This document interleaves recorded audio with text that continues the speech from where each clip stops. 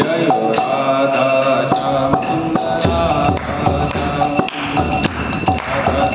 सुंदर जय राधा श्याम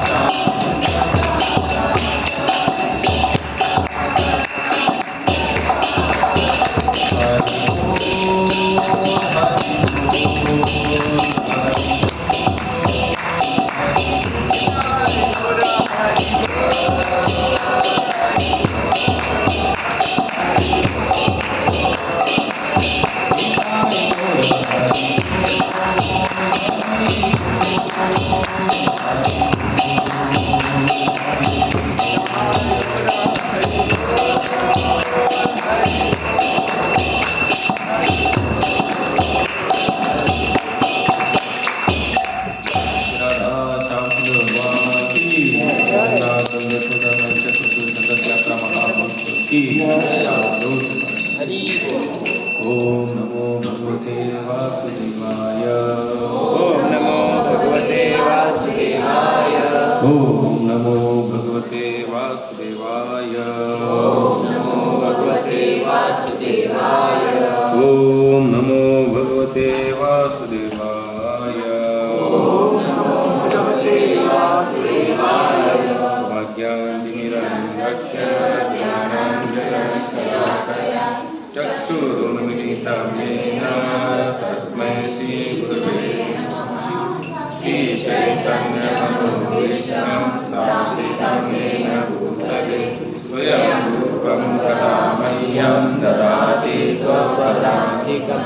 वन्देऽहं श्रीगुरु श्रीयुतपदकमलं श्रीगुरुन् वैष्णवांश्च श्रीरूपं साग्रजातं सर्वगुणात्मान्वितं तं सजीवं साद्वैतं सावधूतं परिजनसहितं कृष्णचैतन्यदेवं श्रीराधा कृष्णपादाञ्च सहगणललिता श्रीविशाखान्विताञ्च।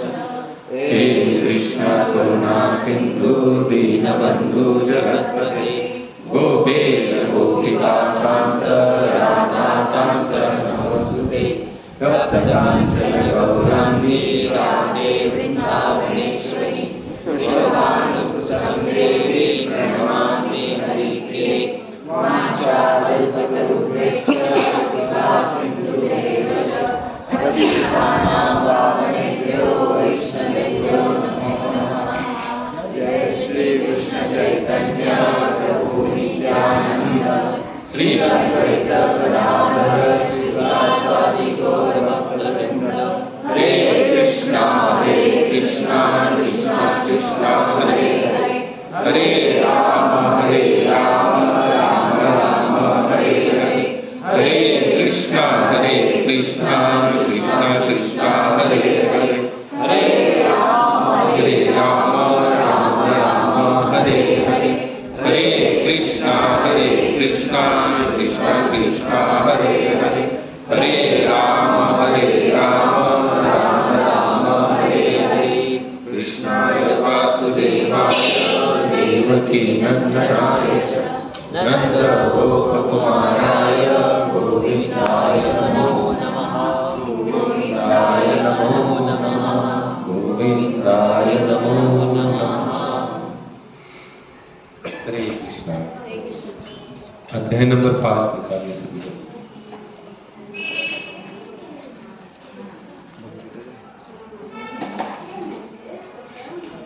पहले 10 श्लोक लेंगे, 10 या 11 श्लोक तक लेंगे।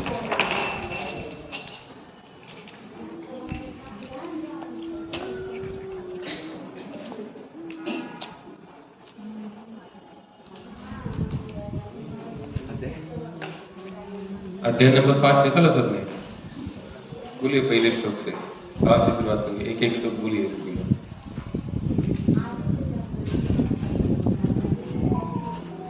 अर्जुन उवाच संन्यासं कर्मणां कृष्ण पुनर्योगच्छ संससि श्रेयायेतुरक्तं तन्मे ब्रूहि सुनिश्चिताम्। अर्जुन ने बोला श्री भगवान उवाच संन्यासः कर्मयोगश्च निःश्रेयसः प्राहुः तयोस्तु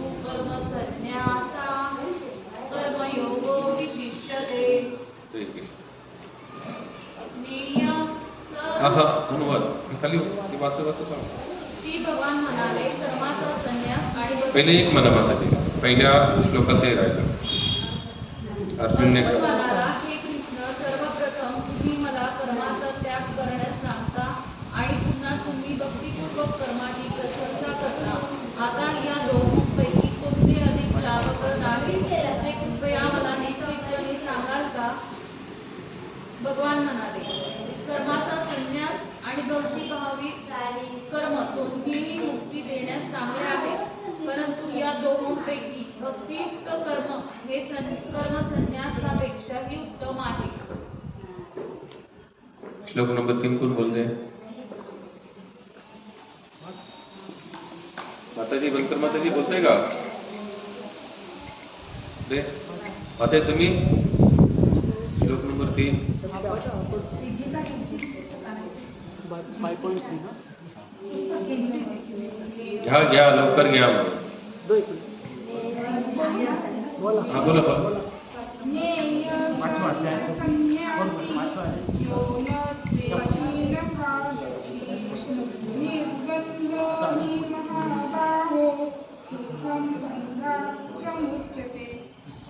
वाचा खाली वाचा.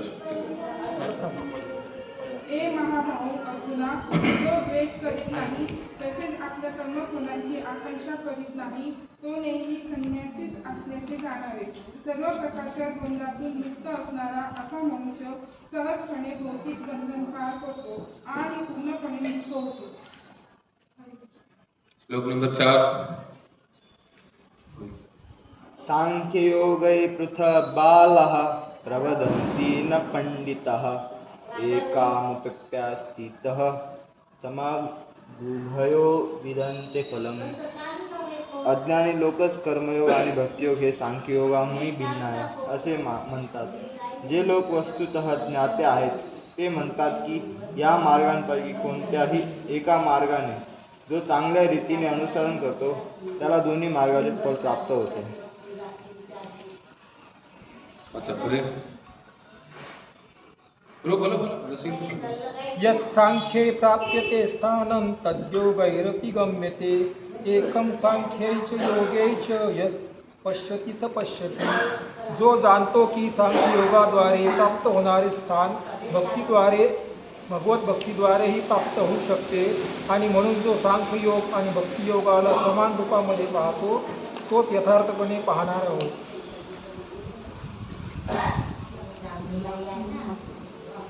संन्यास महाबाहो दुःख प्राप्तोपयोगता योगयुक्ते ब्रह्मचर्याधिगच्छति. भक्तिमध्ये युक्त न होता केवळ सर्व कर्मापासून संन्यास घेतल्याने मनुष्य सुखी होऊ शकत नाही, परंतु भक्तीमध्ये युक्त असलेला मुनी व्यक्ती विनाविलंब ब्रह्माची प्राप्ती करतो. योगयुक्तो विशुद्धात्मा विजितात्मा जितेन्द्रियः सर्वभूतात्मा भूतात्मा कुर्वन्नपि न लिप्यते. ट्रान्सलेशन जो भक्ती भावित कर्म करतो, जो शुद्ध अंतकरणाचा आहे, ज्याने मन आणि इंद्रिय ताब्यात ठेवले आहेत, तो सर्वांना प्रिय असतो आणि त्याला सर्वजण प्रिय असतात. जरी तो नेहमी कर्म करीत असतो तरी असा मनुष्य कधीही लिप्त होत नाही, म्हणजे त्याला कर्माचा बंध लागत नाही. काळे प्रभू नैवकिंचित तत्रोमिति युक्तो मन्येत तत्त्वविद्य पच्च ध्रुवपुरुष श्रीप्रज्ञश्च पच्च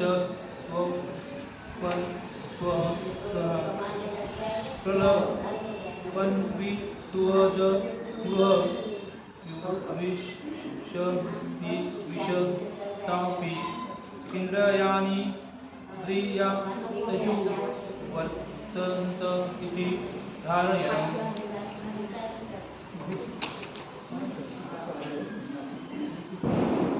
दिव्य भावनायुक्त मनुष्य 5 असला, ऐकत असला, स्पर्श करीत असला, वास घेत असला, खात असला, हालचाल करीत असला, झोपत असला आणि श्वसन करीत असला तरी त्यात ज्ञात असते की वस्तुतः आपण काहीच करीत नाही.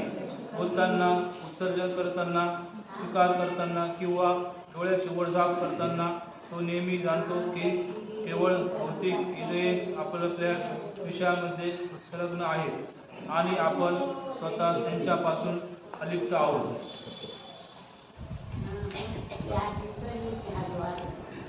ब्रह्मान्यथाय कर्माणि संगत्वा करोति विद्यन्तेन सह पापेन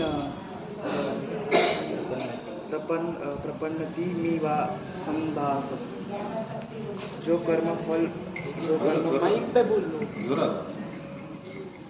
कर्मफल भगवंताला समर्पित करून अनासक्त रीतीने आपले कर्तव्य करतो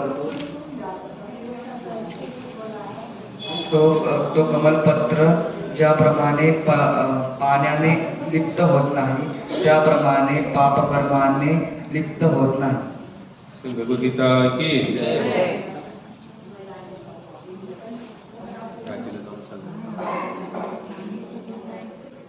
अध्याय नाव काय आहे? अध्याय का नाम क्या है? कर्मयोग.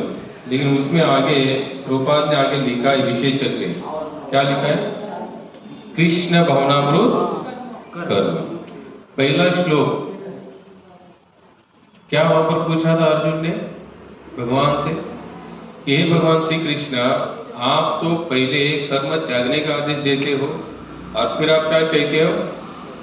कर्म करो. लेकिन कैसे करो? कृष्ण भावनामृत.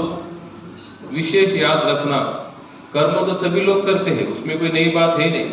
जैसे अगर कोई भजन भी कर रहा है, माला भी घुमा रहा है, भगवान की सेवा भी कर रहा है, सब कुछ कर रहा है, और उसका कर्म और जो साधारण व्यक्ति जो कुछ नहीं कर रहा है उसका भी कैसे दिखता है? एक समान दिखता है. लेकिन यहाँ पर भगवान ने स्पष्टीकरण दिया है. भगवान अर्जुन भगवान को जो पूछ रहे कि हे भगवान श्री कृष्ण, आप तो पहले कर्म त्यागने का आदेश देता हो और बाद में आप क्या कहते कि कृष्ण भावनामृत कर्म करो. कौन सा कर्म करो?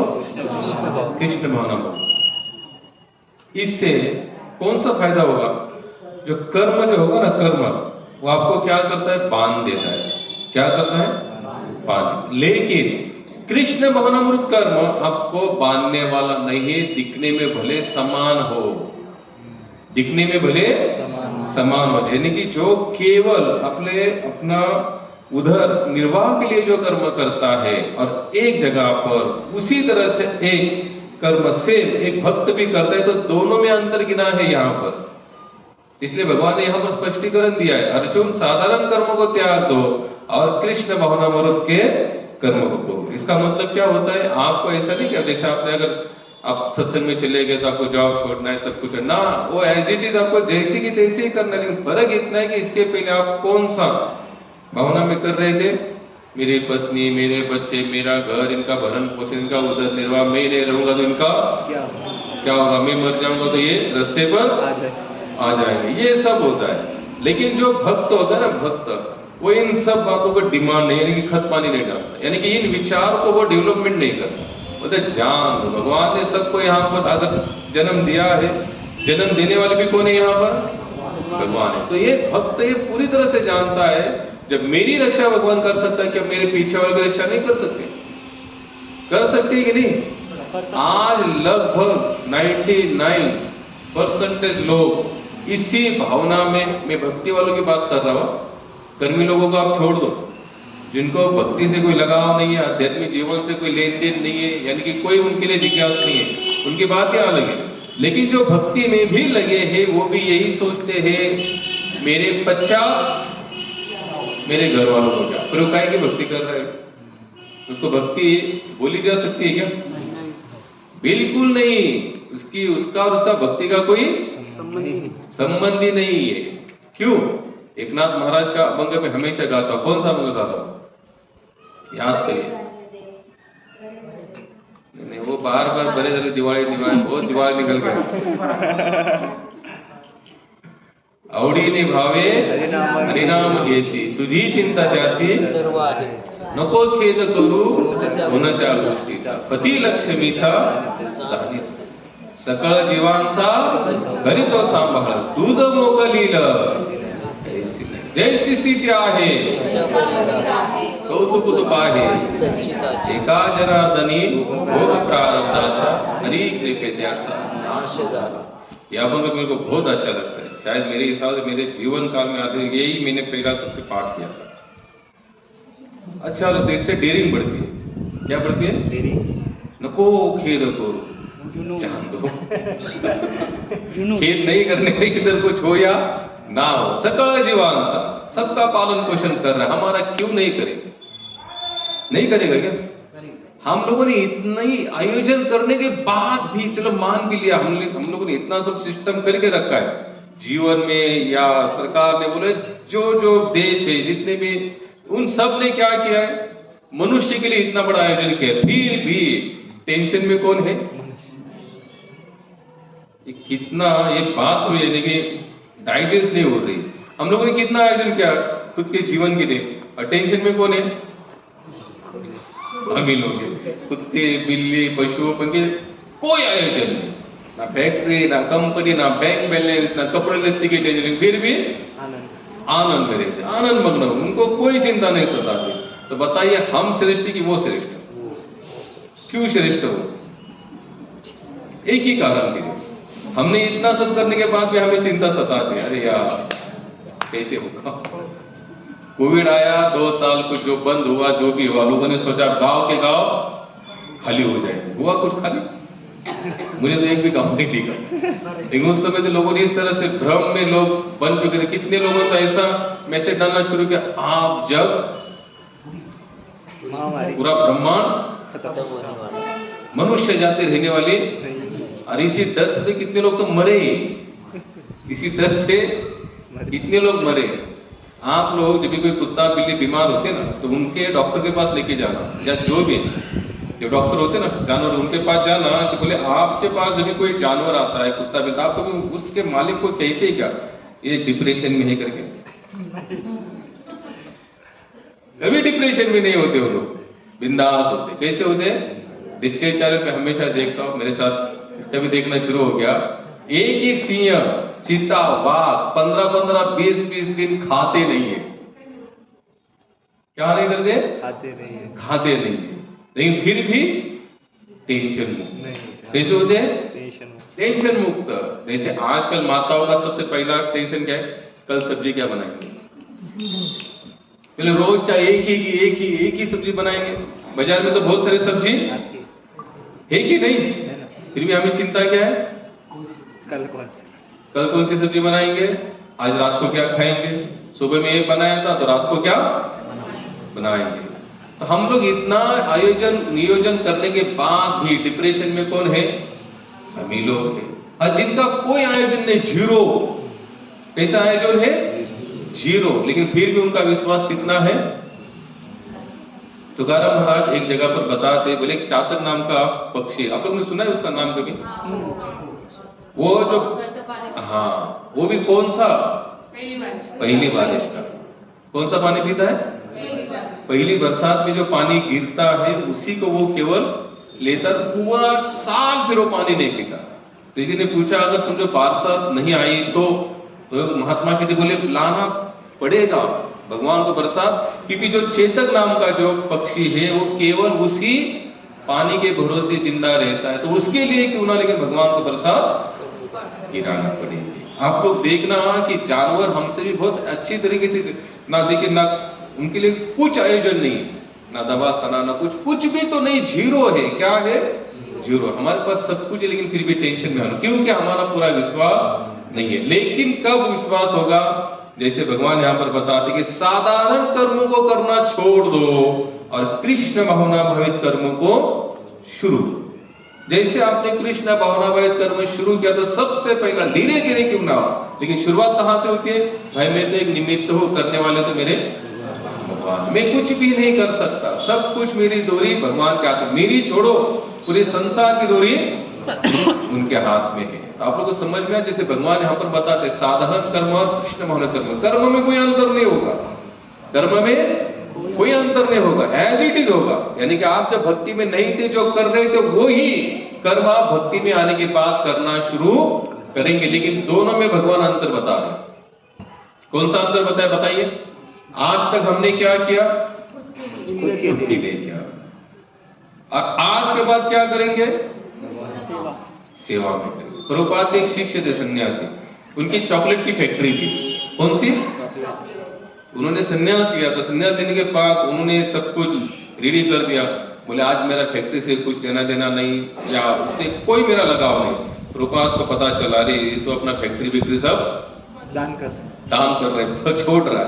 प्रभुपाद तुरंत बोले इधर आओ, कुछ मत छोड़ना, तुम ही फैक्ट्री के मालिक रहोगे तुम्हें। लेकिन प्रभुपाद में तो सन्यास, तो क्या हुआ, सन्यासी का मतलब क्या होता है, मनसा वाचा कर्म, तीन ही प्रकार से आप मैं करूंगा, एक ही मेरा टारगेट है भगवान के साथ। बोले आप में तो सन्यास फिर भी फैक्ट्री, बोले जो भी फैक्ट्री में इनकम आएगी आप क्या करो, यहां से आगे सेवा में लगाओ। कहां लगाओ, सेवा में लगाओ। बोले इससे तो तुम सच्ची तरीके से भक्ति यानी कि कृष्ण भावना में तुम्हारा माइंड बनना शुरू हो जाएगा। त्यागना कुछ भी नहीं है। अगर कोई सोच रहा है कि भक्ति करने का मतलब होता है त्यागना त्यागना त्यागना, तो समझना वो एक नंबर का ढोंगी है। क्योंकि क्या त्यागोगे बताइए। अगर आप किसी चीज को त्याग रहे, इसका मतलब आप कहीं ना कहीं अपना अधिकार जता रहे हो। और भक्ति का सबसे बड़ा टारगेट क्या है, मेरा यहाँ पर कुछ भी नहीं, भगवान सब कुछ तो आप ही का है। जब आप ही का है तो फिर मैं छोड़ू किस बात को, संभव है क्या। जब मेरी कोई चीज यहाँ पर संसार में है ही नहीं, और बाद में मैं त्याग और त्यागने के बाद उसका ढिंडोरा पीटू, इसका मतलब फिर मैंने त्यागा कि उसको पकड़ा, क्या हुआ, पकड़ा मैंने। क्योंकि मैंने मेरे जीवन में मैंने लिख दिया कि मैंने इस चीज को त्यागा, इस चीज को त्यागा, इस चीज को त्यागा। इसका मतलब मैंने ये माइंड में सेट कर लिया है कि ये मेरा था, मैंने इसको त्यागा। प्रभुपाद स्पष्ट इनकार कर रहे हैं। या जो भक्ति मार्ग है, यहाँ पर तो स्पष्ट रूप से बताया जाता है त्यागना तो कुछ भी नहीं है, जो है वो सब कुछ भगवान का। आज तक मैंने मेरे लिए किया, यहां से आगे मैं क्या करूंगा, केवल मैं हमेशा एग्जांपल देता हूं। विठल नाथ जी के भक्त थे सावता माई, एक बार अपने जीवन काल में पंढरपुर नहीं गए, लेकिन किसी भी उनका बहुत बड़ी खेती थी, लेकिन खेती में कभी अपना अधिकार नहीं जाता। यहाँ जो भी कुछ आ रहा है सब विठल जी की कृपा है। जितने भगत लोग आते जाते रहते थे, पंढरपुर से एकदम नजदीक था, तो जितने आते बोलते इस खेती में से जो चाहिए आप लोग कहते आपके लिए, बोले मेरा है ही नहीं तो मेरे लिए क्या, बोले ये सब कुछ है किनका, भगवान का है। तो भगवान को आना पड़ा उनके पास पंढरपुर छोड़कर। क्यों, उनका क्या था, कृष्ण कॉन्शियसनेस माइंड पूरा बन चुका था। क्या बन चुका था, कृष्ण कॉन्शियस। अगर आपको लग रहा है ये छोड़ो, जैसे देखो भगवद गीता का पहला अध्याय कितने लोगों ने पढ़ा, मैं पूछूंगा पढ़ा है, ठीक है, तो पढ़ा है, बताओ शुरुआत कहां से, पहले अध्याय का सार बताओ, सार। ये भगवद गीता शुरू ही क्यों हुई, अर्जुन उदास होता है पूरा, अर्जुन निराश हो जाता है। निराश क्यों, निराश हो गया, मैं युद्ध कुछ करना नहीं चाहता, भगवान युद्ध करेंगे तो क्या होगा, सब इतने मारे जाएंगे, सब अपने ही लोग हैं, उससे अच्छा मैं संत बन जाता हूँ, सन्यासी बन जाता हूँ। भगवान ने स्पष्ट इनकार किया। फिर आगे हो गई शुरू गीता सार शुरू हो गया। तो भगवान ने कहा भाई तुमको कुछ छोड़ना पीना कुछ है नहीं। अर्जुन मान ही नहीं रहता, मान आखिर भगवान का चलो ठीक है, नहीं मानते ना तुम, तुम्हारा विचार तुम्हारे पास रखो, लेकिन मैं बोलता हूँ इसके लिए करो, मैं बोल रहा हूँ इसके लिए। बोले इससे क्या होगा, बोले इससे एक होगा कि अगर तुम सोच रहे हो मैं कर रहा हूँ, ये पहला मैं तुम्हारा निकल जाएगा। अगर तुमको लग रहा है मैं करने से मेरा ये हो जाएगा, मेरा भी, आप मैं भी कहां लगा है, भगवान, मेरा भी कहां लग गया, भगवान। अगर तुमको लग भी रहा है कि इससे पाप होगा, पुण्य होगा, कर्म का बंधन होगा, तो वो भी भोगने के लिए मैं तैयार हूं। कौन बोल रहे हैं यहाँ पर, भगवान श्री कृष्ण बता। लेकिन इतनी सरल भगवद गीता में हम लोग समझ रहे, हम लोग क्या करते हैं, अब देखो श्रावण महीना आ गया, अब कितने सारे मंदिरों में इसका क्या चलेगा, पारायण चलेगा, तुकाराम गाथा का चलेगा, गुरु चैतन्य चलेगा, नवनाथ। हम लोग ग्रंथ को क्या करते हैं, रटना चाहते हैं। क्या करना चाहते हैं, रटना। लोग कहते हमने हमारे जीवन काल में कम से कम प्रभु जी 11 या 12 बार भगवत गीता पढ़ी। पढ़ने के बाद कुछ पूछे तो नहीं, बस पढ़ना है। हर श्रावण मास में हम लोग क्या करते, भगवत गीता को पढ़ते रटते। इसलिए कबीर जी कहते हैं, तुम बोलो ग्रंथन की बोली और मैं बोलूं आखन की देखी। सबसे इंपॉर्टेंट क्या है भक्ति मार्ग में, ग्रंथ की बोली नहीं, आंखों की देखी। आंखों का देखा का मतलब क्या होता है, अनुभव। क्या होना, अनुभव। लेकिन हमारा अनुभव क्या है, जीरो। हम लोग इसको बस रट रहे हैं। क्या कर रहे हैं, रट रहे। और रटना किसी कुछ काम का है नहीं। जैसे लोग कहते हैं रट्टा मार से कुछ होने वाला, इसको समझो और इसी के अनुसार जियो। भगवान ने पहले श्लोक में स्पष्ट किया, अर्जुन क्या कर रहा है, तुम आज तक ये कर्म तुम कर रहे हो। इसलिए अर्जुन भी यहाँ पर क्या होता, कंफ्यूज हुआ। क्या हुआ, कंफ्यूज हो गया। क्या पता है यहाँ पर अर्जुन ने क्या बोला है, एक तरफ तो आप बोलते कर्म का त्याग करो और फिर क्या कहते आप कर्म करो। तो मैं समझ नहीं रहा, तो भगवान आगे बता रहे, भगवान ने उत्तर दिया, मुक्ति के लिए कर्म का परित्याग तथा भक्तिमय कर्म दोनों ही उत्तम है, किंतु इन दोनों में कर्म के परित्याग से भक्ति युक्त कर्म श्रेष्ठ है। क्या कहा, भक्ति युक्त कर्म श्रेष्ठ है। लोग कहते कुछ कर्म को त्यागो, कुछ छोड़ दो, छोड़ के कहा चले। भगवान स्पष्ट नकार दे रहे यहाँ पर। काफी लोग भगवत गीता के बारे में कंफ्यूज है। वो कहते बस कृष्ण कहते ये करो वो करो, नहीं, कृष्ण प्रॉपर आपको वे बता रहे। क्या बता रहे, इसलिए आज पूरे संसार में जो भगवत गीता जो है, इसी को हर एक जन क्या करते हैं, स्वीकार। हम लोग चलो ठीक है, भगवान श्री कृष्ण है, पूर्ण पुरुषोत्तम, इसलिए स्वीकार करते हैं। काफी लोग केवल ये बुक एक ऐसा है जो माइंड को क्या करता है, आपको जानना देता है। क्या करता है ये, आपको स्तब्ध नहीं करता। यानी अगर आपकी गाड़ी रुकी हुई है तो भगवत गीता पढ़ते ही आपकी गाड़ी चलेगी। इसको आप हर एंगल से भी अगर देखना चाहोगे तो आपका हर आंसर, हर टॉपिक का आंसर आपको इसके अंदर मिलेगा। लेकिन टॉपिक भले आपका जैसे, लेकिन आपको यहाँ पर कैसे ढूंढना पड़ेगा, प्रामाणिकता से ढूंढना पड़ेगा। कैसे ढूंढना पड़ेगा, भगवान ने स्पष्ट किया है कि कर्म को त्यागना किसी कुछ काम का नहीं है। तो क्या करो, भक्ति युक्त कर्म करो। भक्ति युक्त का मतलब क्या है कि भगवान को स्मरण करते रहो और कर्म जो भी कुछ फल आ रहा है, जिस माध्यम से भी आ रहा है, वो कहाँ करो, पहले अर्पण भगवान को करो। इसमें बंधन है कुछ, बिल्कुल बंधन नहीं है। अब मैं गांव गया था, तो गांव अभी तो आप लोगों ने देखा जैसे बरसात गिरी तो काफी जो शेतकरी वर्ग होता है ना, खेडूत लोग, उन्होंने क्या क्या अपनी जमीन में बीज बो दिया। जब बीज बोना शुरू होता है ना, तो काफी कीड़े मकोड़े इनके घर होते। क्या होते, घर होते। अब वो सब जैसे बीज बोसते बोसते क्या होगा, वो तो घर क्या होंगे, नष्ट हो जाएंगे। कितने वहां पर मर जाएंगे। अब खेडूत को क्या लगता है, मैंने तो बीज बो दिया, लेकिन अभी इसने जो हल चलाया, तो हल चलाते चलाते कितने सारे कीटक, छोटी छोटी चींटियां, जिनके घर थे, जिनका संसार था, जो भी अपने अपने हिसाब से, सबका अपना अपना क्या होता है, संसार होता है। अब इतना सारा संसार खत्म हो गया, तो क्या इसका फल नहीं भोगेगा खेडूत? बोलिए तो सही, भोगेगा कि नहीं? लेकिन अगर वो खेडूत भगवत भजन करते करते बीज बो रहा है और कितने कीड़क अगर मर भी जा रहे हैं ना, तो उसका अपराध उसे नहीं लगेगा, क्योंकि उसने क्या किया है, भगवत नाम है। क्योंकि भगवत नाम लेने के बाद आपका कर्म का बंधन आपको नहीं लगता। मैंने भी मेरे जीवन का मैं पहली बार पैर नहीं भीगा होगा, तब मैंने देखा कितने सारे कीड़क मर रहे। तो मैंने ट्रैक्टर को बोला, भैया उसने अभी जो ट्रैक्टर चलाते ना, वो लोग क्या करते हैं, कौन से गाने लगाते, उनके गाने ऐसे चलते सब गाना बंद हो जाता है। मैंने मेरा नेट ऑन किया, बोले भैया ये लगा। बोले क्यों? बोले कितने कीड़क मर गए इससे। बोले ये गाना चलेगा अगर हम, जैसे तू भी सुनेगा, मैं भी सुनूंगा, और जितने कीड़क मर रहे ना वो भी सुनेंगे, तो उनका भी क्या होगा, कल्याण होगा। बोले ना तू दोषी ना मैं दोषी। एकदम सरल है, सरल। हम लोग सोच सकते, जैसे हम लोग यहाँ चल रहे हैं, चलते अभी देखो ये जो झाड़ होते हैं ना, वहां से बड़े बड़े चींटी बाहर पड़ते हैं, मुंगळे म्हणतात त्याला, काय म्हणतात, बहुत सारे। अब हम लोग चलते तो कितने सारे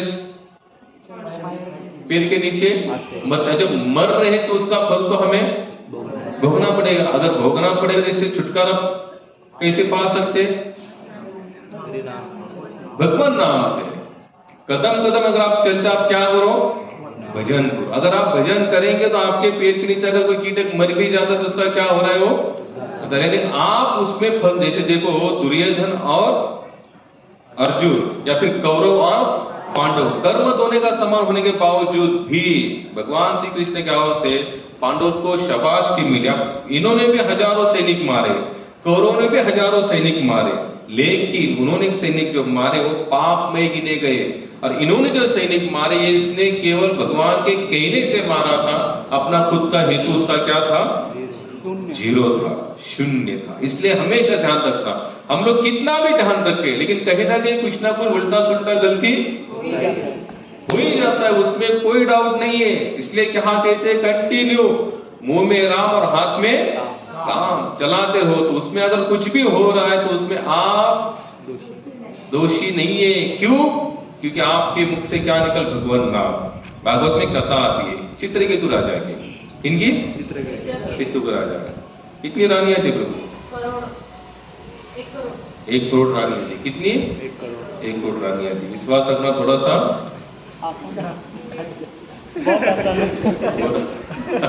मुंबई की जनसंख्या है 1.25 करोड़, कितनी? 1 करोड़ 25 लाख। अगर वो उसका तो एक अलग से बंबई शहर ही था फिर। ये तो रानियों की संख्या थी, बाकी थे अलग नौकर चाकर प्रजा प्रजा, ये तो सब अलग थी। 1 करोड़ रानियां होने के बावजूद भी संतान नहीं थी। क्या नहीं थी?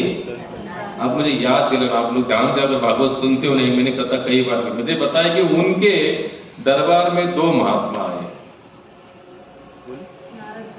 नारद जी और अंगिरा ऋषि। कौन आए? अंगिरा ऋषि। तो चित्रकेतु राजा था, चित्रकेतु राजा जैसे आए तो उन्होंने बहुत अच्छा ये तो उनका स्वागत किया। अब स्वागत करना, अब क्या होता है कि जिसे कुछ लालसा होती है ना, लालसा कुछ चाहिए, क्या चाहिए? अगर हमारा कोई चीज हमको चाहिए, मिल नहीं रही है, तो इस संसार के तरफ देखने का हमारी जो नजर होती है ना, आशा युक्त होती है। कैसे होती है? आशा युक्त होती है। जैसे किसी चीज मुझे चाहिए तो मैं जहां पे जाऊंगा तो मैं क्या करूंगा, आशा से देखूंगा। जैसे अभी जन्माष्टमी आए तो हमारे यहाँ से तैयारी शुरू, तो मैंने प्लान बना लिया कहाँ कहाँ जाना है, पैसा कहाँ कहाँ मांगना है, कहाँ से पैसा कितना आएगा, कहाँ खर्चा होगा, कहाँ कहाँ हमको आगे चला है। नेचुरल है, इसमें कोई किसी का दोष है ऐसा नहीं।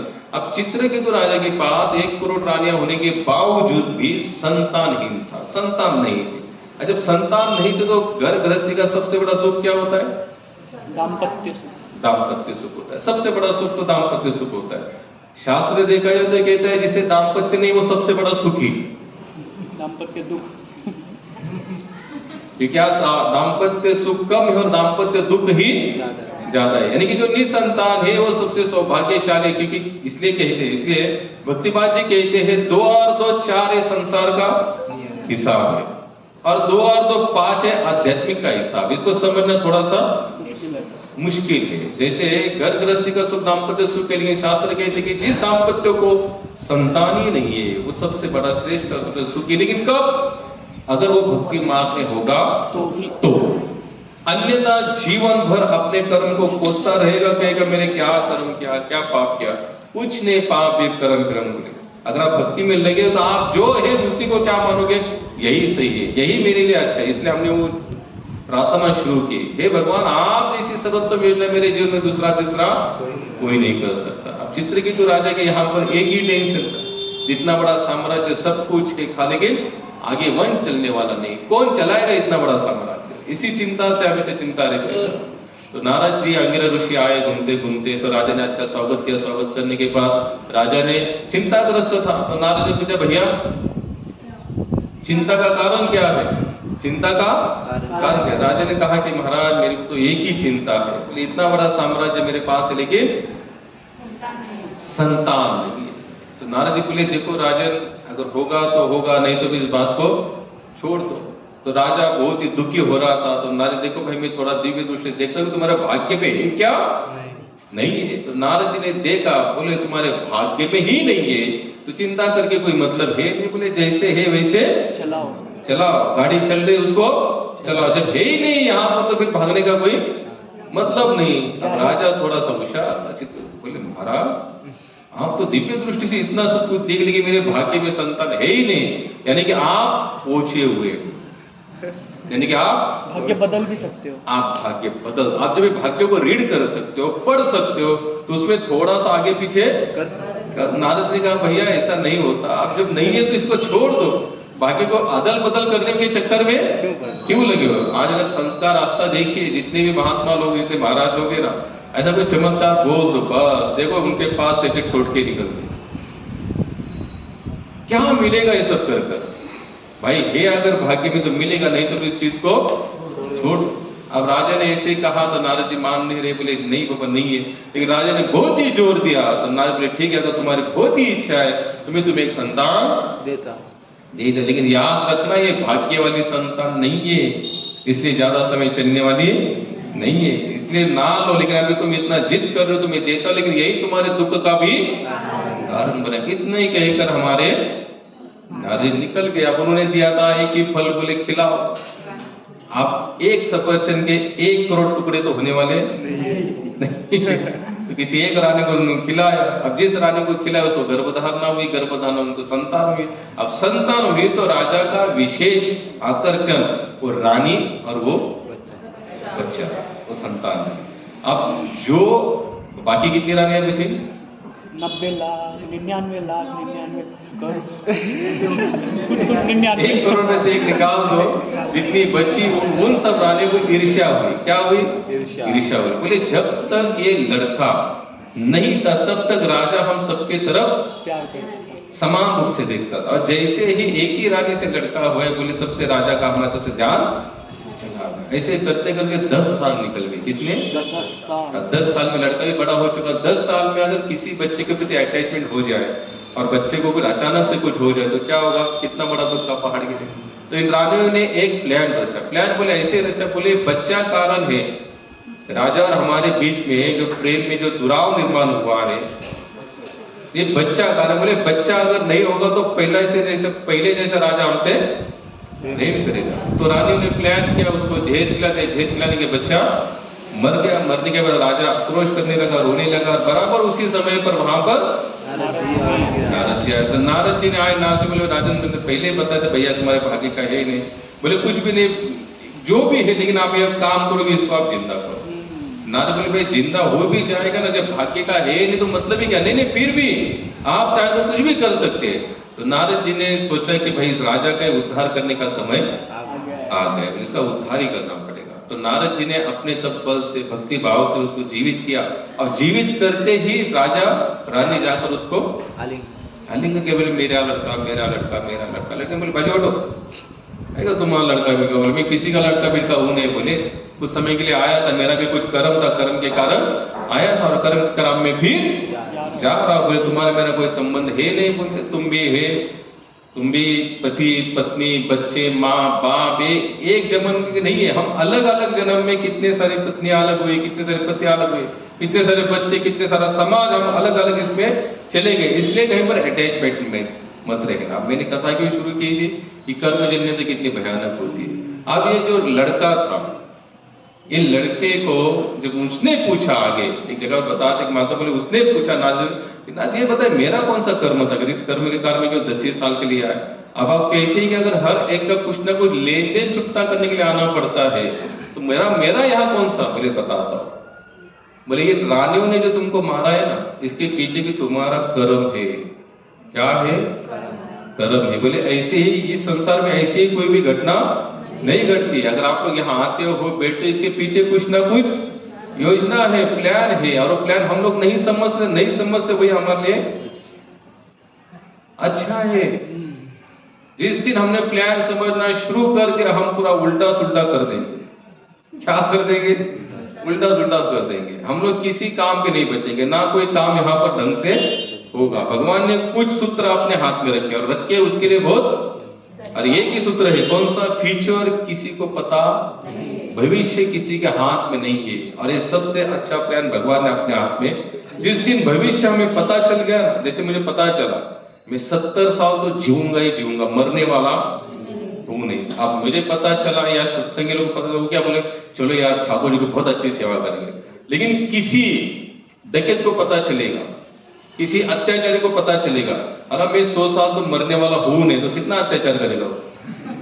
उठो और मारते रहो क्योंकि मैं तो मरने वाला हूँ नहीं अत्याचार करते रहो क्योंकि मैं तो मरने वाला 100 साल तक तो मैं मरने वाला नहीं देखो जितने जितने जो जो राक्षस थे ना उन लोगों को ऐसे जिन जिन लोगों ने ऐसे वर लिए थे ना राक्षस ने अमर होने के वही लोगों ने क्या किया यहाँ पर बोलिए ना अत्याचार किया क्योंकि उनको क्या लग रहा था मैं क्या हूँ ईश्वर हम अहम होगी मैं भोगी हो मैं अमर हूँ मुझे कुछ नहीं होने वाला मुझे कोई मार नहीं सकता जैसे उनको पता चला फ्यूचर प्लान ऐसा ऐसा है तो उन्होंने क्या किया सब कुछ अत्याचार किया इसलिए हमको पता नहीं है सबसे अच्छी बात है तो उन्होंने पूछा मेरा पता था बोले गए जन्म में तुम क्या थे एक जैसे वन में जो रहते ना आदिवासी समाज के थे तुम लकड़ियां चुनकर लाते थे और क्या करते थे चूल्हे में डला देते थे एक बार तुम्हारे हाथ से ऐसी लकड़ी तुम्हें मिली जिसको दीमक लगी थी क्या लगी थी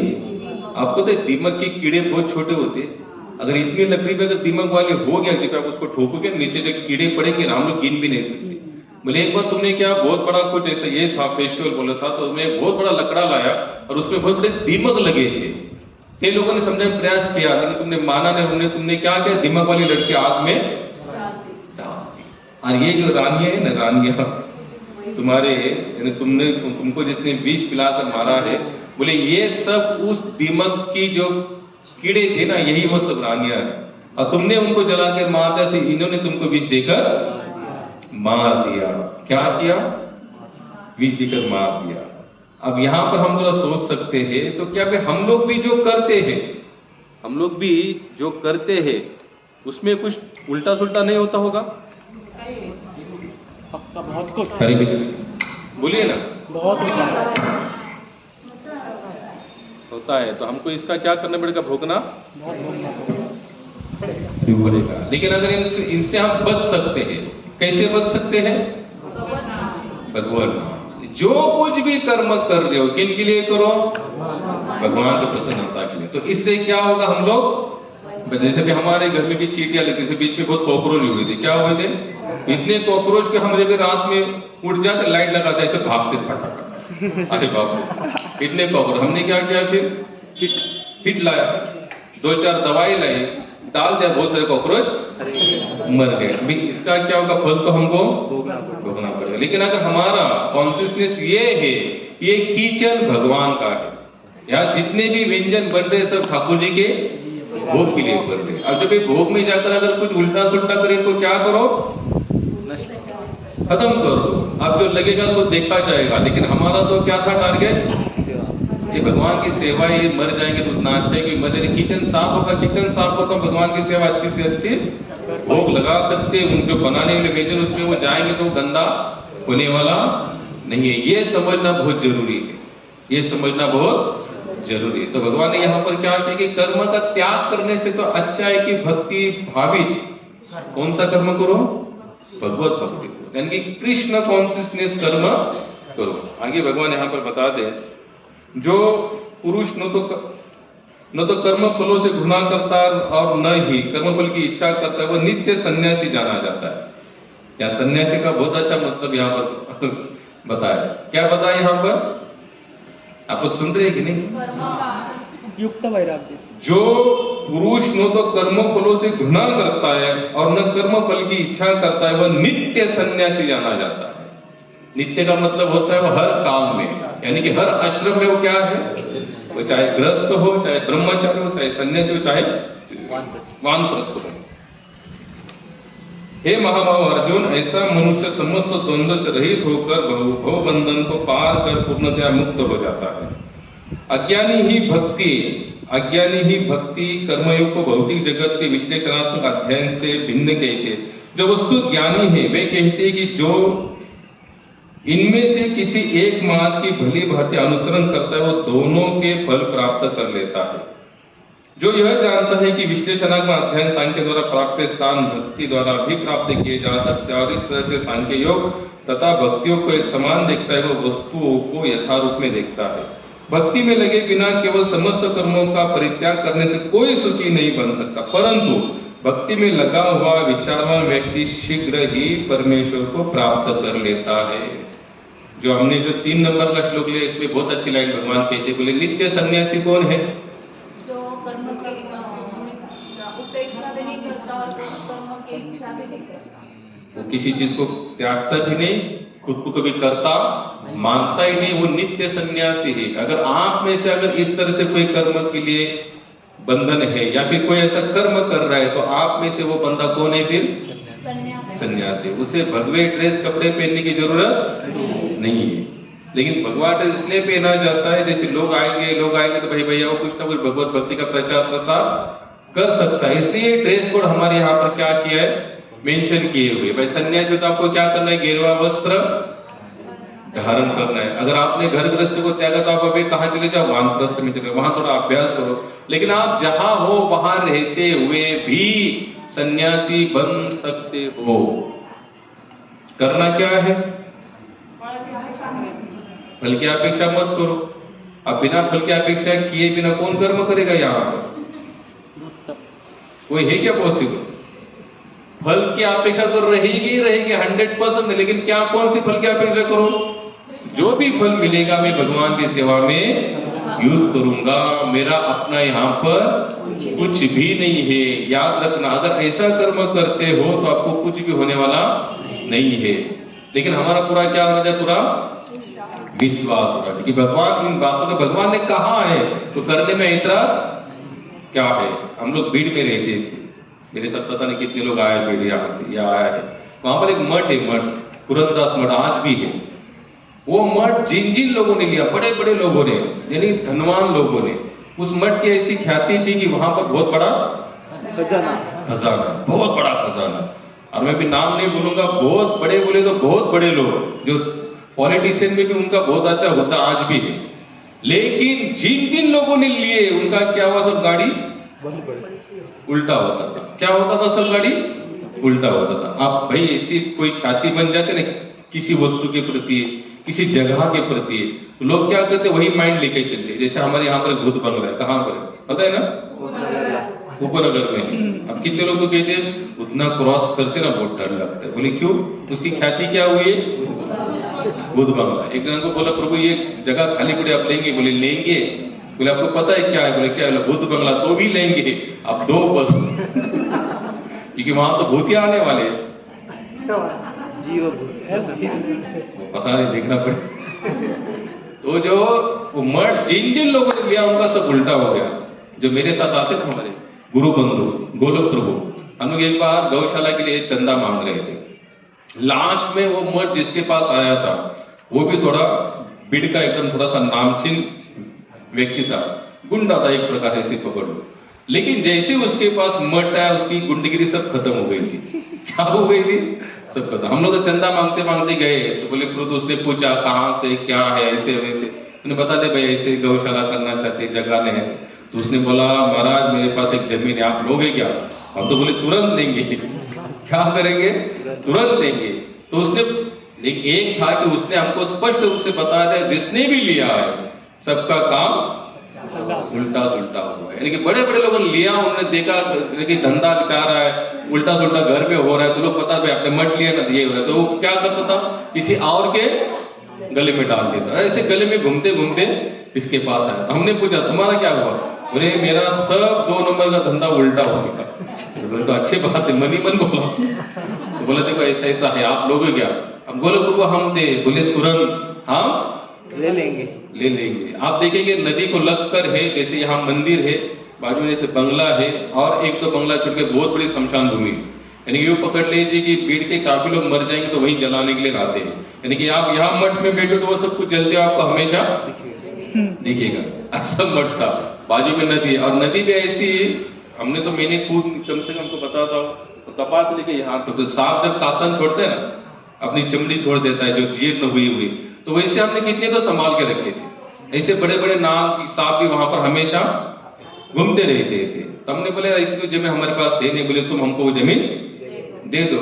अब भाई इंसान तो इंसान है ना भाई, भक्ति भी कर रहे लेकिन कहीं ना कहीं तो मन में थोड़ा सा लड्डू फूट रहे थे हमारे मन में। कौन सा फूटे? खजाना शायद हमें मिल गया। तो हमने भी और उस मठ में ऐसे कोई चिन्ह भी थे एक दो ऐसे, जैसे कि हम किसी पिक्चर देखते ना, जैसे चिन्ह होते ना, जैसे चिराग विराग, तो हमारे भी थोड़ा विश्वास बढ़ के शायद इधर जरूर खजाना होगा। तो हमारे मन में कोई कल्पना आती थी हम भी खोदेगा, खोद कर देख सकते हैं क्या इंसान। भाई देखो अगर भक्ति भी कर, लेकिन हमारा टारगेट आपको पता था, हमने ये सोचा था अगर कुछ मिल भी जाता है तो इसी जगह को हम अच्छी तरीके से मंदिर बनाएंगे, फर्स्ट क्लास। नदी को लग कर शमशान के वहां पर ऐसे अशोक के पेड़ लगाएंगे बड़े बड़े, तो वो तो दिखेगा नहीं। तो उसी समय में भक्तिपाद जी आए बीड़ में, 2008 में भक्तिपाद जी आए थे, तो बीड़ में उनको लाया। तो हम लोग तो विशेष करके उनको वहां लेके चले गए मठ में, और मठ में लेके गए। भक्ति महाराज तो महाराज ही थे, उनको पूछा कि महाराज यहाँ पर ऐसा खजीना है, खुदो अंदर क्या कर रहा है, अंदर क्या कर रहा है, उसे तो बाहर लाना चाहिए और उसको भगवान की सेवा में लगा। अब महाराज ने तो कहा कि अब पहला तो डर ये था कि खोदी के नहीं, लेकिन बाद में जहां हमारे विश्वास है जो वहीं से ऑर्डर आया कि खोदो, अब हमने प्लान बनाना बोले ऐसा दिन देखेंगे, ऐसा समय देखेंगे जहां पर वहां पर भाई खोदेंगे तो आवाज तो और वहां पर ऐसे कोई लोग भी रहते थे और उनको भी पता था ये जो लेता है वहां पर खोद काम शुरू हो जाता है। तो हमने एक अमावस्या का दिन देखा, एक तो शमशान है, नदी का किनारा है, शहर के बाहर है, अमावस्या है, तो लोग क्या सोचेंगे भाई भूत प्रेत का तो डर लगता है ना कॉमन इंसान को, कोई पकड़ेगा नहीं, कोई पकड़ेगा नहीं। रात को 10 बजे खोदना शुरू किया, 11 फुट ऐसे, मेरे हिसाब से 11 फुट नीचे, 3 फुट ऐसे लंबे, यानी कि एक बंदा सो सके अंदर। मैं गोलोक प्रभु 4-5 लोग थे, खोदना शुरू किया। पहले तो उनका हंडी लगे, थोड़ा हमारा कॉन्फिडेंस बढ़ गया, जीतेंगे। हंडी खोलने के बाद उसमें निकले हड्डियां, क्या निकली, बोले यार खोदो उसको साइड में रखो। ऐसे करते करते सुबह 3 बजे तक खोद रहे थे हम। कितने बजे तक? 3 बजे तक। छोटा सा कमरा था और उसी कमरे में लोग बोलते थे कि इसे वो कुआं भी था वहां पर, यानी कि जैसे हम लोग सीन कैसे देखते पिक्चर में, पूरा पिक्चर वहां पर हमको नजर आ रहा था यहाँ पर कुछ होगा। सुबह 3 बजे तक हमारे हाथ में कुछ नहीं थे, नीचे से बाद में कीड़े निकलने लगे। क्या निकलने लगे? कीड़े निकलने। तो कुछ लोगों को पता चला कि महाराज लोगों ने यहाँ पर खोदा। कुछ लोग बोले हाँ प्यार महाराज होके भी आप धन के पीछे पड़े हो। अब बोलने वाले तो बोलेंगे। याद रखना संत कहते लोक तसा ओक बोलता बोलवीना, या लोकांत। जिस दिन आपने समाज की राय लेना शुरू कर दी, समाज की राय पर सोचना शुरू कर दिया, आप आपका काम भूल जाएंगे, आपका टारगेट खत्म। क्योंकि आपने क्या किया, आप ऐसे लोग फिर लोग क्या कहते हैं, जगी निंदते सर्व सोडून द्यावे, जगी वंदिते सर्व। ये जिन्होंने क्या, उनका नाम क्या है? रामदास स्वामी। आप मुझे बता रहे आप लोग ने कह दिया कि रामदास स्वामी ने गाया है या रामदास स्वामी ने कहा। अब रामदास स्वामी ने कहा है तो मुझे बताइए उन्होंने क्या कहा? जगी निंदते सर्व, जगी वंदिते सर्व। अब यहाँ पर कॉमन इंसान क्या करता है पता है? कॉमन, जिसको भक्ति मार्ग का कुछ लवलेश पता नहीं, जिसको शास्त्र का अध्ययन नहीं, वो क्या सोचता है? जगी निंदते सर्व सोडून द्यावे। फिर वो कौन से जग को गिना जाता है, गिनता है? जो संसारिक लोग हैं। संसारिक लोग जिसकी निंदा करते उसको छोड़ दो, और संसारी लोग जिसकी वंदना करते उसको स्वीकार करो। ये कॉमन इंसान का टारगेट है। लेकिन भक्त क्या करते हैं? कौन सा संसार गिनता है भक्त? संत समाज। कौन सा? संत समाज। जो संतों के समाज में जिसकी वंदनीय होती है उस चीज को करो, और जिस संत समाज में जिसकी निंदा होती है उसको त्याग दो। क्या करो? त्याग दो। लेकिन हम इसी श्लोक को, इसी लाइन को लोग उल्टा भी लेते हैं, तो उल्टा नहीं लेना है। संतों के समाज में अब कुछ लोग ऐसे, जब महाराज जो भक्तिपाद को पता चला, भक्तिपाद बोले मैं खुश हूं कि उन लोगों ने कार्य किया। हम बोले हमको हमारा फल जो मिलना था मिल गया। महाराज खुश हो गए। भले धन रूपी खजाना नहीं मिला, मेटल रूपी सोना चांदी, लेकिन उन्होंने कहा कोई चिंता नहीं। बोले आपने किसके लिए किया है? कृष्ण के लिए। कृष्ण के लिए करे तो आप पूरी तरह से मुक्त हो, आपको कुछ फर्क नहीं पड़ता यहाँ क्योंकि, लेकिन आपका प्रॉपर टारगेट एक फिक्स पक्का होना चाहिए। तिल मात्र भी उसमें आपकी खुद की आशा अपेक्षा भोग की लालसा, तो समझना आपको वो कर्म बांधने वाला नहीं है। लेकिन हमारा विश्वास कहाँ है? अगर विश्वास पक्का है तो फिर डरने की कोई बात और विश्वास इतना पक्का होना चाहिए, इतना पक्का होना चाहिए, अगर भगवान कहते तो ये सही है। एक बार हरिद्वार में कुंभ लगा था। क्या लगा था? कुंभ लगा था। आपने देखा कुंभ जब नासिक में भी लगता है, हम नासिक वासी तो लोग क्या करते हैं, कुंभ में करोड़ों की संख्या जनसंख्या में लोग, क्यों?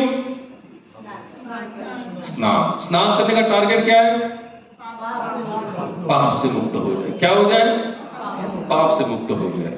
कभी कभी लगता है कि स्नान करने से पाप से मुक्त होना है, तो भजन पूजन करने का कोई मतलब ही नहीं। पुण्य यानी कि अगर गंगा है, यमुना है, गोदावरी, इसमें डाउट नहीं, अगर विश्वास से भी करते, नामदेव महाराज याद रख कहते, चंद्रभागा को स्नान करना दूर की बात, आंखों से भी देखते हो ना, आंखों से देखते हो तो भी आपके पाप सब कुछ खत्म हो जाते हैं। लेकिन ये उन लोगों के खत्म होते हैं जो विश्वास से देखते हैं, विश्वास से अश्विनी करते हैं, विश्वास से स्नान करते हैं। शंकर जी और माता पार्वती ऊपर से देख रहे थे, तो माता पार्वती कहती कितने विश्वास से लोग नहा रहे हैं, कितना विश्वास इन लोगों का गंगा मैया के प्रति। गंगा में स्नान करते बोलते हर हर गंगे, हर हर गंगे। और उनको क्या लग रहा है, पाप धुल रहे। तो शंकर जी कहते बोले सब झूठे लोग हैं। बोले एक का भी विश्वास नहीं इन सब बातों पर। बोले आप ऐसे कैसे बोल रहे? बोले यहाँ स्नान करने की इतनी लड़ाइयाँ कर रहे हैं। यहाँ कुंभ होता है तो कुंभ में क्या होता है, स्नान के लिए क्या होती है, यहाँ पर लड़ाई होती है। यहाँ पर नंबर लगते हैं, ये पार्टी पहली की ये संप्रदाय पहला, ये पहला नहाएगा कि ये पहला नहाएगा। ये क्यों लड़ाइयाँ करते हैं? अमृत का बूंद के जो कुछ वहां उस समय जो परिवर्तन होते हैं, कहते हैं लोग कि उसमें परिवर्तन होता है, और वही अमृत अगर हमारे शरीर को स्पर्श करेगा, हम अगर उसको जल ग्रहण करेंगे तो हम भी कैसे होंगे, अमर हो जाएंगे, कि अमर हो जाएंगे। तो इसका कोई मतलब। शिला प्रभुपाद जी ने पूछा कि प्रभुपाद कुंभ मेला हमारे लिए कितना महत्वपूर्ण है? प्रभुपाद बोले बहुत महत्वपूर्ण है। बोले क्या स्नान के हिसाब से? बोले बिल्कुल नहीं, स्नान करने के हिसाब से नहीं। बोले प्रचार करने की एक सुवर्ण संध्या हमें मिल रही है।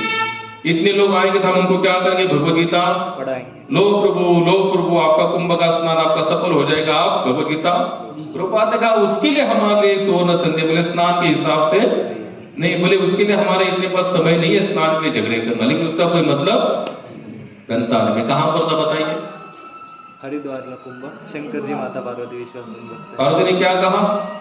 इनका विश्वास कितना है, कितने विश्वास से स्नान है? शंकर जी ने क्या कहा?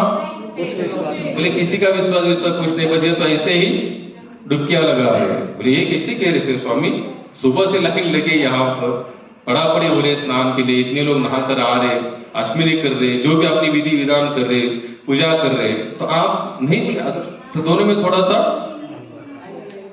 अनबन से। बोले ठीक है तुम्हें मैं डेमो बताता हूं। बोले ये कितने विश्वास से कर रहे? बोले इसमें से हो सकता है एक आध कोई विश्वास इसमें करता होगा। बोले आपको करना क्या है?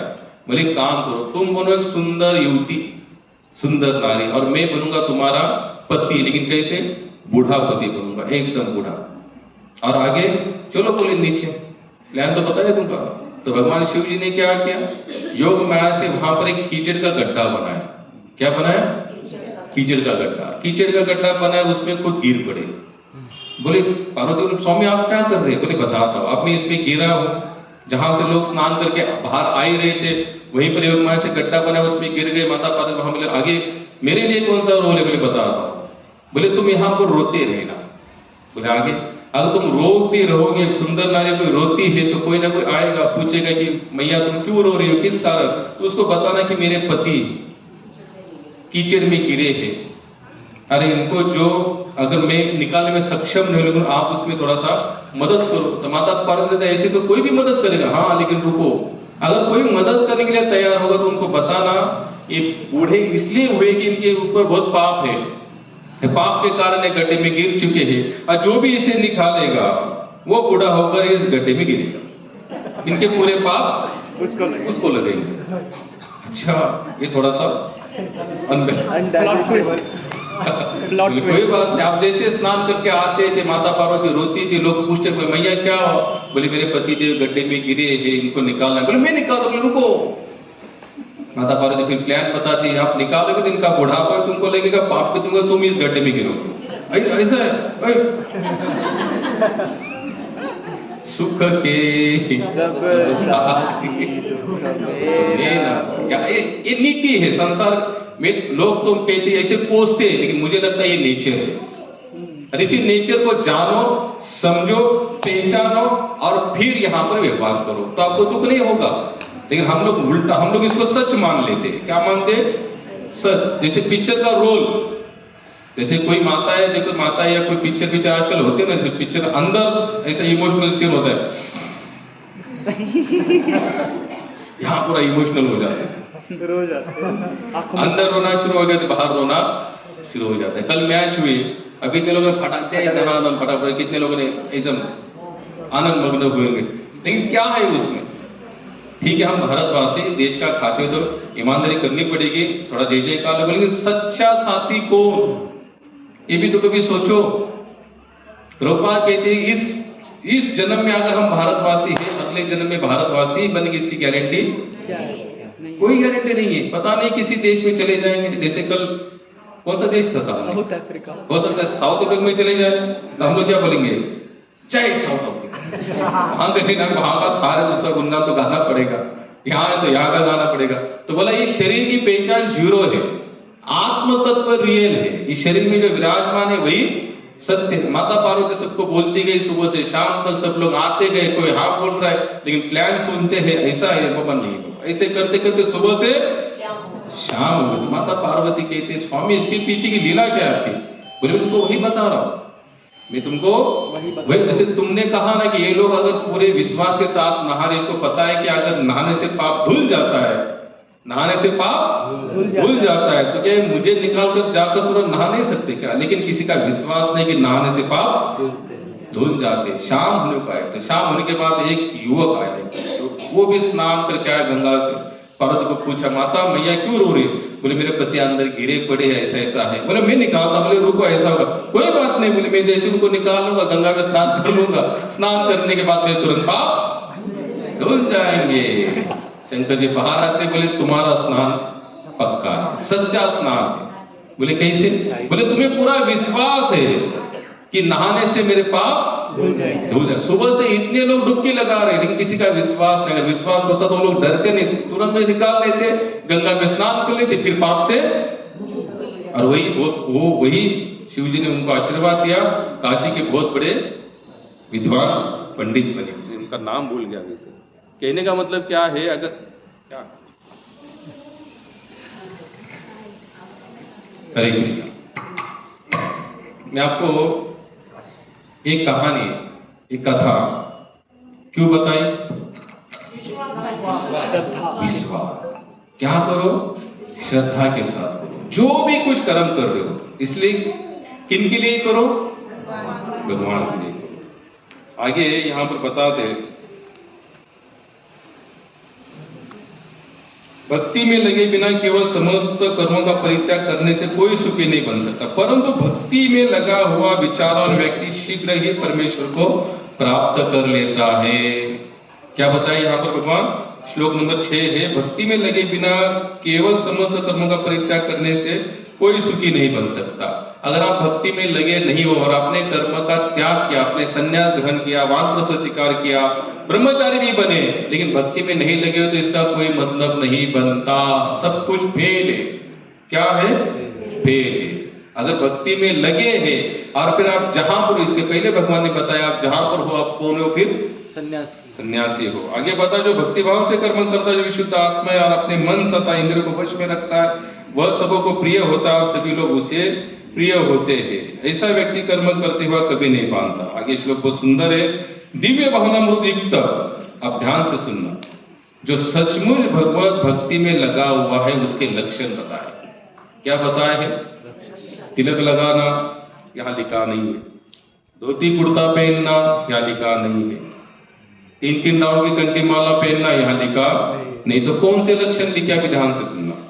दिव्य भावनामृत युक्त पुरुष देखते, सुनते, स्पर्श करते, सूंघते, खाते, चलते, फिरते, सोते, सांस लेते हुए भी अपने अंतर में सदैव यह जानता रहता है कि वास्तव में वह कुछ भी नहीं करता। बोलते, त्यागते, ग्रहण करते या आंखों खोलते बंद करते हुए भी वह यह जानता रहता है कि भौतिक इंद्रियों अपने अपने विषय में प्रवृत्त होते और वह इन सब से पृथक है। क्या कहा यहाँ पर? कितने लोगों को समझा पहला ये बताइए, क्या बोले यहाँ पर भगवान?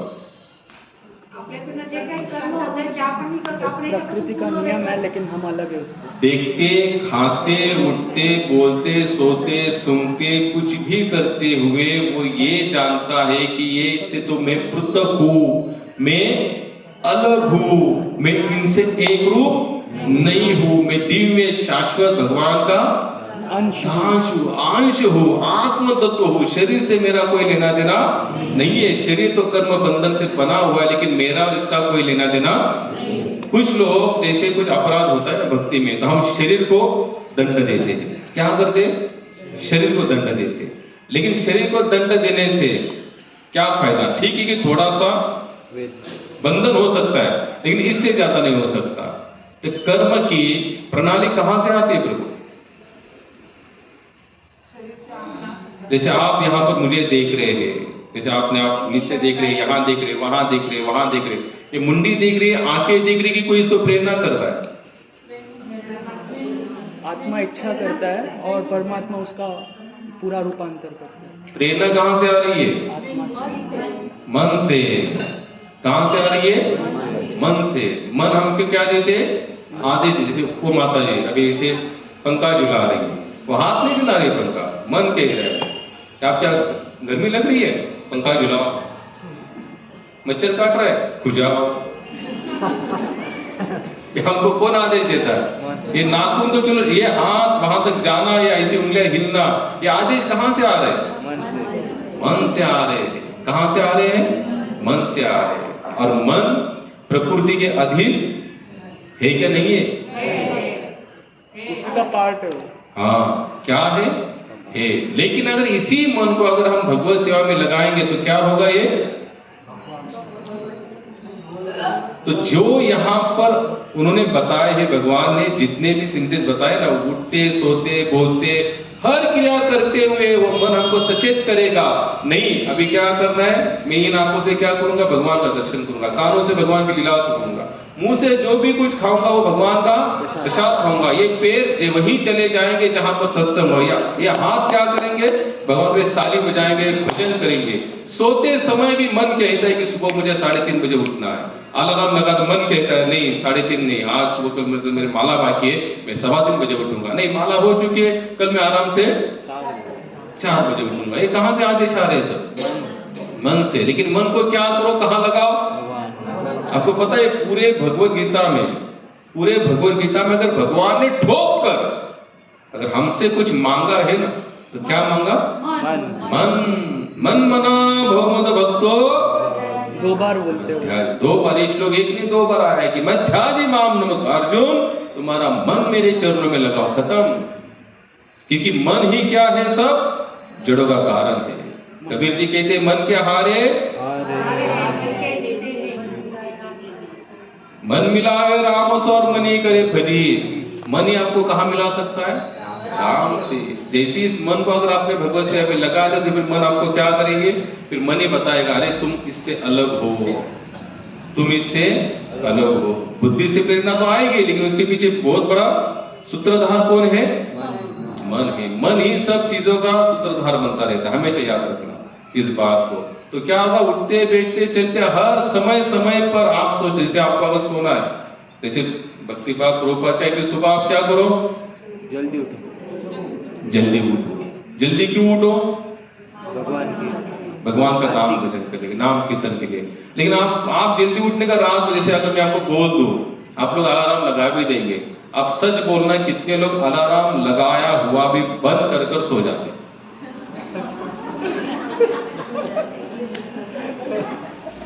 क्यों? खुला त्रुट है रात को। अच्छा, अलार्म लगाया, ये जहां से प्रेरणा आई, किसने प्रेरणा दी? मन में आपने क्या सोचा है रात को? सुबह 3:30 बजे का अलार्म। नहीं उठा तो 3:45 का और एक, 4 बजे का और एक, 4:15, 4:30 का और एक। जितने अलार्म वहां पर ये होंगे लाइन, सब लगा दिए। और सब 3:30 का बजा, 3:45 का बजा, 5 मिनट के बाद स्नूज। ऐसे करते करते आपने 10 बार अलार्म लगाए तो थे रात को सोते समय, आज सुबह 10 बार अलार्म आपने बंद भी किए। कहां से हुआ सब? 2-3 बार उठे भी नहीं। कहां से हुआ? क्योंकि मन अब तक आपका मित्र नहीं बना है। रात को बना था, सुबह बोला छोड़ दो सो जाएगा, कहाँ घंटी बजाएंगे, संसार दावा गाए। उठने के बाद ही लगता है संसार सचमुच दुखमय अग्नि का रूप है। सोएंगे तो संसार सुखमय, संसार काय का दुखमय। मस्त चल रहे हैं सब। मस्त चल रहा है तो मन को क्यों सता? ये मन बहुत क्या है, डेंजर चीज है। इसलिए मन को क्या करो, हमेशा सेवा में लगाओ। जैसे यहाँ पर, जैसे अभी जो भजन गाया प्रभु जी ने, श्रवण कीर्तन स्मरण वंदन, ये जो नवदा भक्ति है, क्यों बताए? ये आपके मन को क्या करेगी? कंट्रोल में करेगी। आप शरीर को तपस्या से कोई मतलब नहीं। एक कथा आती है, एक कथा आई, कथा में क्या हुआ, एक बंदे ने क्या किया, अपने मुंह को कालिक पूछी। कालिक पूछे के बाद खुद ही चप्पल का हाथ पहना और गांव में घूम रहा था। तो सब लोग हंस रहे थे। तो हंसने के बाद एक महात्मा ने पूछा, भैया ये सब क्या है? बोले, कोई अगर पहनाता है, घुमाता है, समझ सकते हैं कोई गलती हुई, लेकिन तुम ऐसे क्यों घूम रहे हो? बोले, महाराज मेरे से गलती हुई है और मुझे कोई शिक्षा देने वाला कोई है नहीं, तो मैंने क्या किया, अपने हाथों से काली की पूछ की चप्पल डाले पहनते। तो बोले, अपने शरीर को इतना परेशान करने का कोई मतलब नहीं। बोले, इसकी जड़ ढूंढो, जो भी तुमने कोई जो गलती की, इसकी क्या ढूंढो? जड़। बोले, शरीर तो क्या करता है, केवल क्रिया करता है, फॉलो करता रहता है।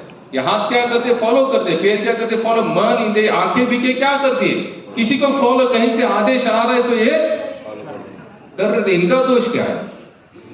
देखा जाए तो इनका दोष, शरीर का दोष क्या है बताइए? कुछ भी तो नहीं है, क्योंकि इन्होंने किसी के माध्यम से इन्होंने कहा हाथ को उधर जा, पैर ने कहा उधर जा, आंखों ने कहा वो दे, कानों ने कहा वो सुन, किसी ने कहा सुना इसलिए फंसे। तो बोले, महाराज आप बताना। तो महाराज बोले, तुमको एक कथा सुनाता। क्या बोले? कथा सुनाता। बोले, एक खेडूत था और उस खेडूत के पास एक बंदर और गधा था। क्या था?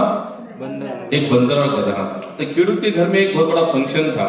अब बंदर तो बंदर ही होता है, तो खेडूत क्या करता है, बंदर और गधे को हमेशा घर के बाहर बांधता था।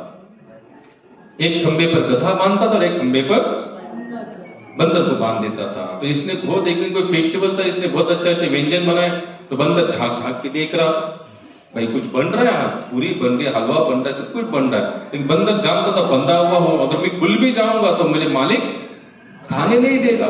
तो जैसे जैसे मालिक ने सब कुछ बना के रखने के बाद मालिक चला गया। चले जैसे गया तो बंदर ने जैसे तैसे अपना बंधन छुड़ा लिया। बंदर ने, उसने आकर क्या किया, जितना ताव मार सकता था मार ले, जितना पूरी जो भी सब। बंदर तो बंदर फिर ना प्लेट लेगा, आराम से साइड से निकालेगा, पूरी लेगा, उसने सब उठाई दिया, जैसे खाना पीना खा लिया, उल्टा सुल्टा कर दिया, बाहर आया और क्या किया, गधे की गले की डोरी छोड़ दी और खुद को जैसा था वैसे बांध के रखा। क्या क्या उसने, गधे की गले की डोरी छोड़ दिया, खुद को जैसा बांधा था बांध दिया, और बांध दिया और फिर वही चुप बैठे। मालिक आया, मालिक अंदर देखा, अरे ये तो उल्टा सुल्टा। बोले, किसने किया? उड़ रहा है बाहर। देखो तो गधा खुला, ले गधे को धोया। गधा चिल्ला रहा, बोलते बेचारा, बंदे ने हाल मजा देखा। मैंने तो पा लिया, लेकिन मार कौन खा रहा है? कथा मैंने क्यों की, तो महात्मा कहते, बोले उसी तरह तुम गधे रूपी शरीर को परेशानी देगी, कोई मतलब नहीं। मन रूपी बंदर सब क्रिया करता है। कौन करता है? मन रूपी बंदर सब क्रिया करता है। इसी को तुम थोड़ा सा कंट्रोल करो, इसी को थोड़ा सा, फिर देखो कि तुमको इसको आप चाहे कितना भी सताओ, कोई मतलब नहीं। हाँ, थोड़ा सा कहीं ना कहीं सहयोग होता है। जैसे भक्तिपाद जी कहते, अगर आप मंगल आरती नहीं अटेंड करते, सुबह का प्रसाद मत पाओ, बंद या तो मत। इससे क्या होगा, सेकेंड डे आपको लगेगा, अरे यार सुबह अगर मंगल आरती नहीं करूंगा तो मुझे प्रसाद नहीं मिलेगा। तो उससे अच्छा क्या करो, थोड़ा सा उठ ही जाओ, थोड़ा सा भजन, थोड़ा हरे कृष्णा हरे राम करो, बाद में चाहे तो जाकर सो जाओ। हरे कृष्णा हरे राम, बाद में जाकर सो जाओ। संतों ने इसके लिए भी छोड़ दी है, नहीं ऐसा, लेकिन क्यों छोड़ दी? शुरुआती स्टेप है। जैसे अभी हमारे लड़की जाती स्कूल में, उसको कोई बंधन नहीं है, क्योंकि शुरुआत है, पहला साल है, तो उसको क्या है, छूट है। टिफिन लेके जाती है, पिक्चर देखती है, तो वहां से आके क्या सीखा, कुछ ना टीवी चल रहा था, ये कार्टून लगा था, वो कार्टून, बोले क्यों, ये शुरुआत है, अभ्यास है, क्या है, अभ्यास है, ये कंटिन्यू, वैसा स्कूल नहीं चलेगा आगे, आगे उसको शिक्षा होगी, होमवर्क नहीं कि उसको मार डांट पड़ेगी। तो उसी तरह से भक्ति में थोड़ी छूट है, लेकिन शुरुआत में, अंत तक नहीं। अगर लग रहा है आपको अंत तक ऐसे ही चलना है तो ऐसे ही रहोगे, आया था, इसका कोई मतलब नहीं बनेगा। समय काफी होता जा रहा है, इसका मतलब क्या है, क्या आपने सोचा यहाँ पर पूरा सार क्या था इसका, 10 के 10 श्लोकों का, कर्म की कृष्ण भावनामृत कर्म करो, कर्म का त्याग करने का कोई मतलब नहीं है, जो कुछ भी कर रहे हो केवल भगवान की प्रसन्नता के लिए। जैसे अभी जन्माष्टमी आ रही, तो जितने सत्संगी भक्त लोग हम क्या बता रहे, माता जी प्रभु जी जन्माष्टमी अभी नाटक बिठाना है, नाटक निकालो, डांस निकालो, क्या करना है क्या नहीं करना है। तो एक भगवत भक्तमय जीवन यापन करने व्यक्ति का यही जीवन का क्या होता है, लक्ष्य होता है, उसका दूसरा अपना कोई पर्सनल लक्ष्य नहीं होता। तो इसी तरह से अपने माइंड को क्या करो, हमेशा भगवत सेवा में लगाओ।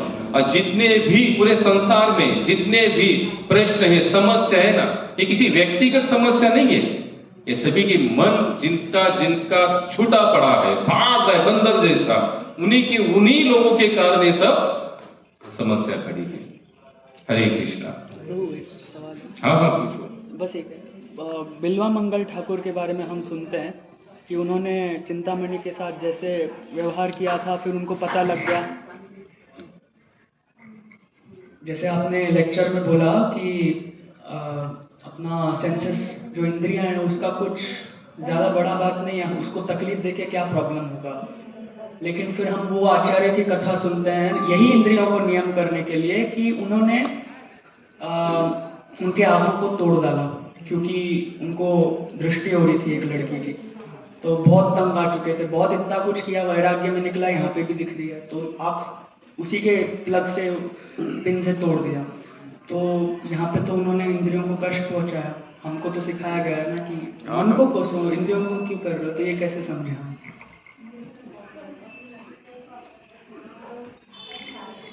सत्यपन बदाचा प्रश्न पूछा है, आप लोग ध्यान से सुनो आपने। उन्होंने कहा एक बिल्वमंगल ठाकुर के एक बहुत बड़े महाभागवत थे चैतन्य महाप्रभु इसमें, तो उन्होंने क्या किया था, वो बहुत अच्छे स्टेज पर पहुंचे, भगवत भक्ति में नामवंत महात्मा बने, और उसी समय उनके जीवन में ऐसी घटना घटी हुई, एक सुंदर नारी के पीछे चले गए, मोहवश होकर, आकर्षण होकर, और जब उनको पता चला रे रे रे ये तो मैं बहुत गलत कर रहा हूँ, और ये गलती कहाँ से शुरुआत हुई, आंखों से हुई, तो मैं करूँ। उन्होंने क्या किया, उसी स्त्री के पहने हुए चाप निकाले, आंखों में डाले और आंखों को बाहर निकाले। इनका कहने का मतलब ये था कि अगर हम इंद्रियों को पनिशमेंट नहीं देंगे तो ये सुधरने वाली नहीं है। लेकिन हमने ये कहा था कि उनको उस माता के पीछे भागने के लिए जिसने भी प्रेरित किया, आंखों को भी आदेश देने वाला कोई था ना, कौन था, मन था।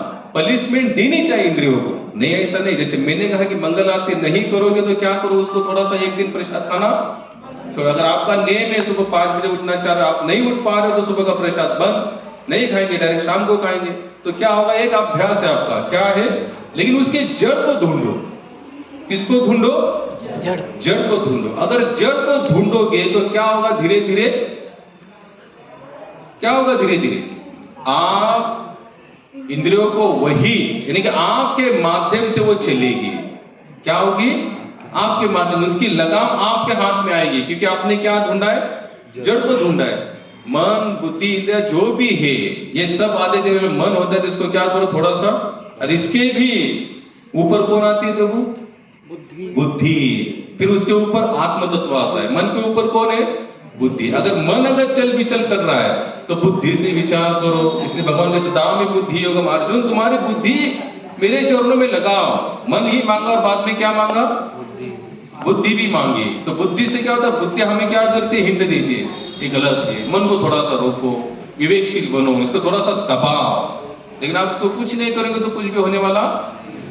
इंद्रियों को भी थोड़ा बहुत कष्ट देना चाहिए, लेकिन अगर तुम कितना भी कष्ट दे रहे हो लेकिन मन फिर भी वैसे भाग रहा है, जिसका क्या मतलब, फिर आप बाद में क्या करोगे, शरीर को भी कष्ट देना बंद करोगे, क्योंकि आपका मन आपके अंडर में नहीं है। इसलिए भगवान भी क्या कहते कि मन मना, अर्जुन तुम्हारा मन मेरे चरणों में लगा।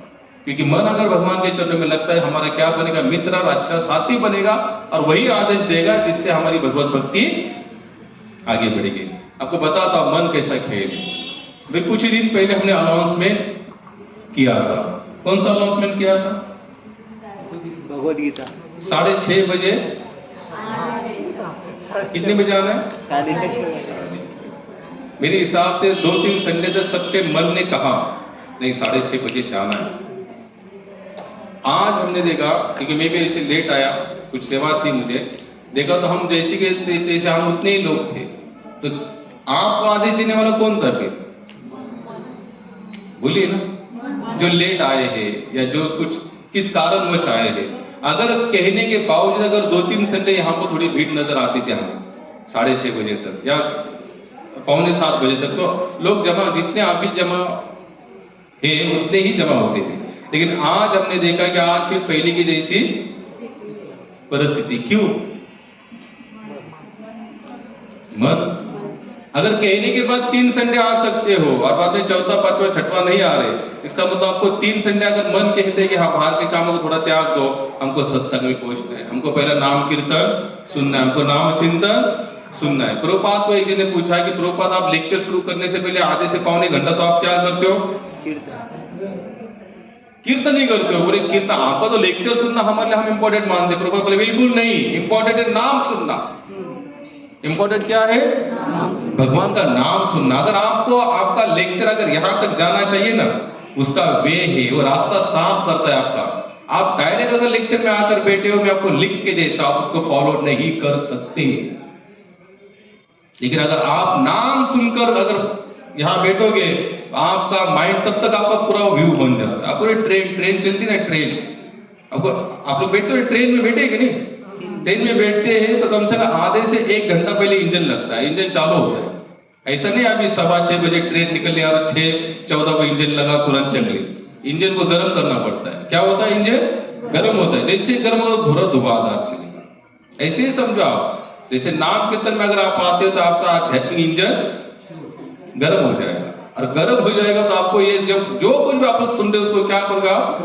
ग्रहण कर। आप लोग देखना, आंखें बंद करके लेक्चर सुनना और आंखें बंद कर नाम सुनना। मैं आपको लिख के देता हूं, आपको नाम में जितना आनंद आएगा उतना लेक्चर में नहीं आएगा। अगर आप नाम अच्छे से सुन रहे हो तो आप यहां पर फॉलो करना शुरू करोगे।